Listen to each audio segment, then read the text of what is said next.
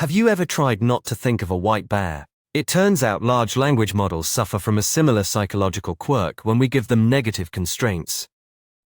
This paper tackles a persistent flaw in instruction following where telling a model what not to do actually makes it more likely to do it. The researchers argue this isn't just simple negation blindness, but rather a fierce competition between conflicting computational signals. The authors define this conflict as a battle between two forces inside the neural network. On one side is semantic pressure, the model's natural instinct to complete a pattern, and on the other is constraint pressure, the explicit instruction to stop that completion. To analyze this internal war, the researchers employed the logit lens technique on a 7 billion parameter model. They also used activation patching, which involves swapping internal states between correct and incorrect generations to pinpoint exactly where the failure originates. They discovered that failure isn't random, it follows a predictable logistic curve based on the strength of the semantic pressure.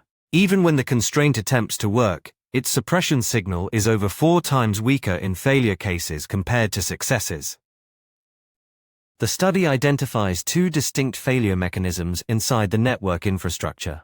Most failures are priming errors where the model focuses on the forbidden word itself, while the rest are override errors driven by brute force signaling in the late layers of the feed-forward network.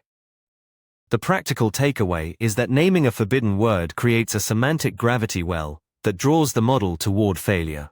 To avoid this, prompt engineers should describe the general category of forbidden items rather than identifying specific words to avoid. Understanding these internal dynamics prevents us from fighting against the model's own nature. For more insights on prompt engineering and model architecture, come visit us at emergentmind.com.